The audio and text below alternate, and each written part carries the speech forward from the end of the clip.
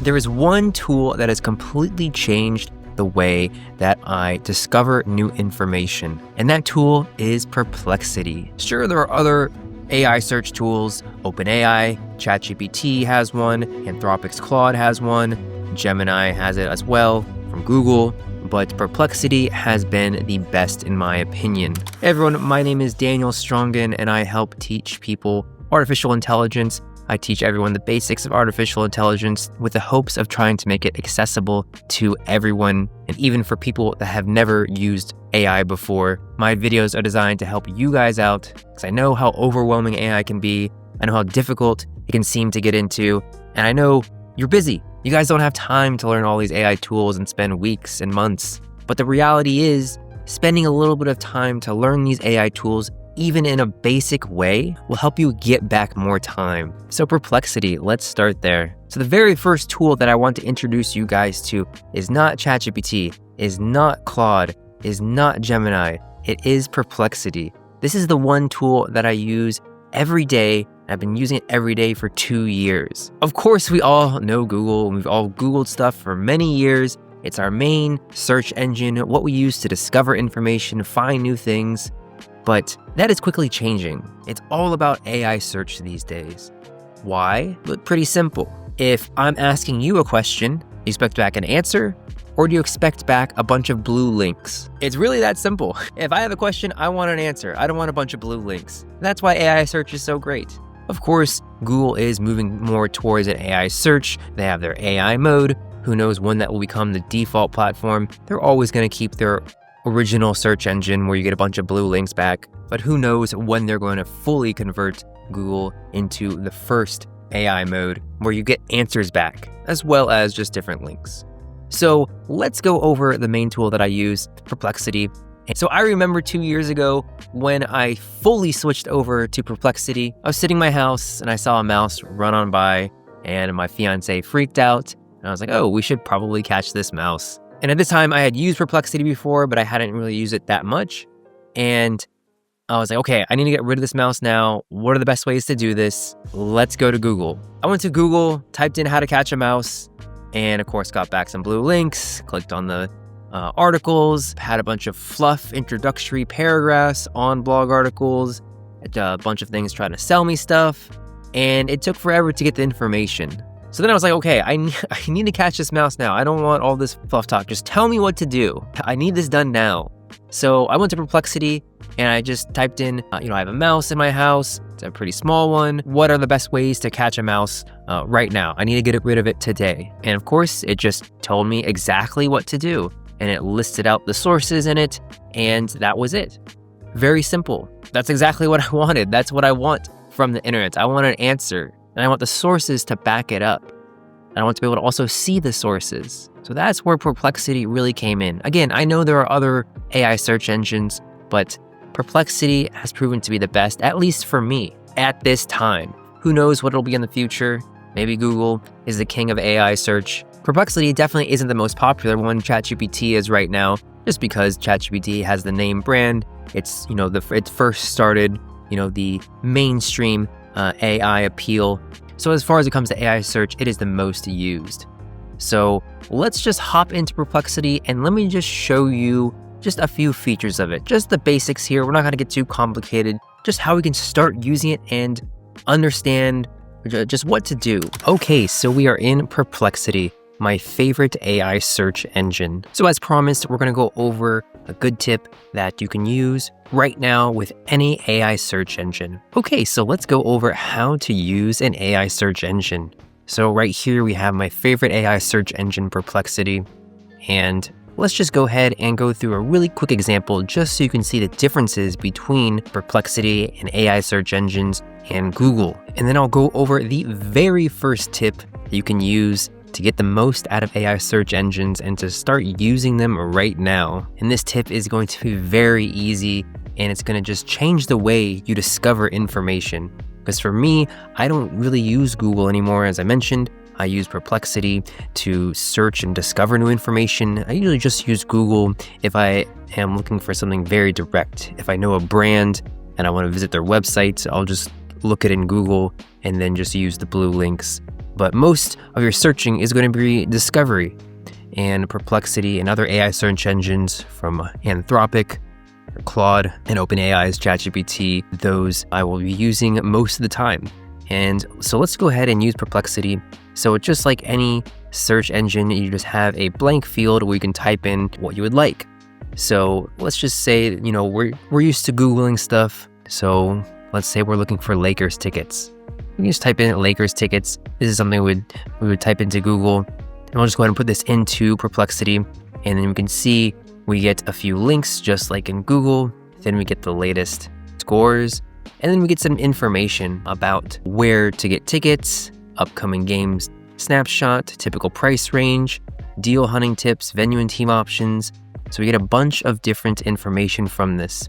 And what's really nice about this is all of this is cited. That's what's great about AI search engines, is everything is cited. So we look right here, we can see our citations next to it. So this information that it was pulled from was these two sources, from Ticketmaster.com and NBA.com. Very reputable sources. And we can also see this one's from SeatGeek, another reputable source, and then Vivid Seats, and then so on and so forth. If we go all the way down to the bottom of our search results, we can see all the sources that are available that were pulled in from. And what the AI search engine does is it looks at all these sources and then synthesizes the information. And it gives you a nice little summary of based off of what you searched. So we search this like Google. We just type in a keyword, Lakers tickets. And then the AI inferred that we want to know more about Lakers tickets. We want good deals on Lakers tickets. We need to know more about the schedule and so on and so forth. So it actually did a really good job just with putting in these keywords. But this is not how we want to be using AI search engines. The power of AI search engines is we can harness the large language models to retrieve very specific information, detailed information, and oftentimes lots of information. So I'm going to go ahead and put in another, what we call prompt here. So in Google, you'll just, of course, say the verb Googling something, keywords, just putting in different keywords. But with this, it's a prompt. A prompt is a sentence or sentences that you can use to get a specific answer to query about something. So for this example, we'll go a step further. And this brings us to the number one tip of what you can use right now to start really using AI search engines and just change the way you get information and you discover information. Again, this can be used for all the AI search engines. The number one tip is to talk to the AI search engine like you're talking to a friend. So for example, we have very specific criteria for the tickets. I'll go ahead and type this in. For Lakers tickets in December, where they are playing East Coast team, and where I can get tickets for $200 or less. Lakers tickets are really expensive. I want to make sure that there are no other big events around crypto.com arena on this date either, as I don't want too much traffic. Okay, so here we go, a lot more detailed. So instead of just looking at just Lakers tickets in general, we can see that we're searching for something in December against an East Coast team, against an Eastern Conference team. Put that in here. This team, and where I can get tickets for $200 or less, and something where there's not gonna be a lot of big events around crypto.com arena, the arena that the Lakers play in. Go ahead and search it, and now I can see what it comes up with here. So again, what's great about Perplexity is it gives you sources, and it also goes through the steps for you, so you can see it's analyzing available Lakers tickets for December against East Coast teams with the budget and checking for nearby events. And you can see the searches that it's making. So it's making multiple searches. So imagine having to do this Googling these search terms just individually. That takes up a lot of time. You have to look at different websites. You don't have to go through all these websites. The AI does it for you. So you can see it reviewed 20 different sources. And you can review the sources. ESPN, CBS Sports, NBA, StatMuse, NBA. So it's really getting all these reputable sources. That's one of the great things about Perplexity and why I like Perplexity over others, is just the sources and the amount of sources that you can get with Perplexity. So you make sure you're really doing your research with this. And of course, like other AI tools, it's not always 100% accurate, but it is, in my opinion, it's very accurate. I've got a lot of great information from Perplexity, researching many things from just basic Lakers tickets to doing more complex tasks like coding. It works very well, and it provides a lot of reputable resources. Okay, for December 2025, the Los Angeles Lakers have 2 home games at Crypto.com Arena against Eastern Conference teams. December 30th, versus the Detroit Pistons. No other home games versus East Coast Eastern Conference teams in December. Okay, there are no large or notable events scheduled around the Lakers home game dates that would cause heavy traffic. So there you go, Lakers versus the Pistons. That's the only game. So let's see if that's true. So let's go up to the schedule, Eastern Conference team. Let's go to November, December verse, okay, at. So they're away a lot of the time. Still in December. There we go, December 30th. This is the only Eastern Conference team that's at home. It's got the verses. Detroit Pistons are an Eastern Conference team. So this is correct. It's correctly looked through this. So you didn't have to look through multiple websites. You don't have to look through any of this at all. It just synthesizes the information for you, so again, that's really just the tip for this video. Again, this is just the basics of AI. I want to get you started using it and not being afraid to use it, not being overwhelmed, not feeling like, you have to be an expert at AI instantly. I just want you to start using it in a way that is just really basic. Just talk to it like you would a friend. Use Perplexity, any AI search engine. Doesn't have to be Perplexity. It can be Claude, it can be ChatGPT, anyone that has access to the web. Start using it for all your Googling. Try, instead of Googling, put Google aside for a couple days, a week. Just try using these AI search engines instead and just talking to it like you would a friend. And you'll be just blown away by the results that you get. And ask follow-up questions. If it doesn't give you what you want, just keep prompting it, keep asking it. Be specific. That's really important. Be specific in what you want. Notice I was very specific in my prompt with what I wanted. In December, against an Eastern Conference team, $200 or less, and no other big events going on that day. So I was very specific, and it gave me a very specific answer. That's a really important thing with AI tools. You want to be specific. AI tools can be good at inferring what you want, as you saw when we searched the Lakers tickets. We just put in Lakers tickets as a prompt. But to get the best results, just be descriptive and pretend like you're talking to a friend. I love to hear your results from just trying this. Again, there's no pressure, there's no overwhelming feeling. It's just talking like you would to a friend. So let me know how that goes. And one other thing that always comes up with AI tools is just, can you trust it? Well, I ask you this, can you actually trust Google?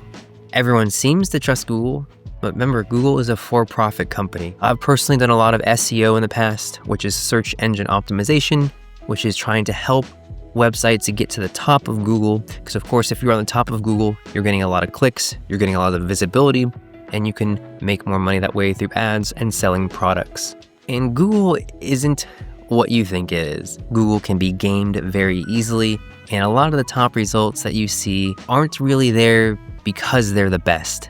That's the one thing I want you to understand. Google isn't as reliable as you would think it is as far as the results. There's a lot of junk at the top of Google on the top 3 spots.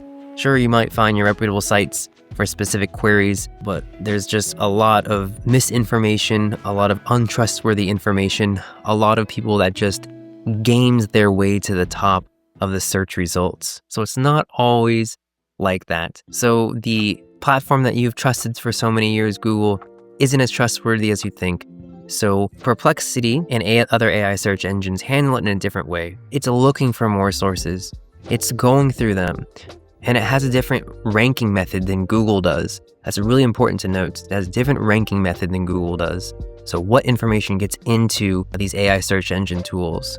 As you see, this gave a lot of reputable sites and it gave correct information. So I would say that, and you can always go into these sites. You can treat this, just like a reference.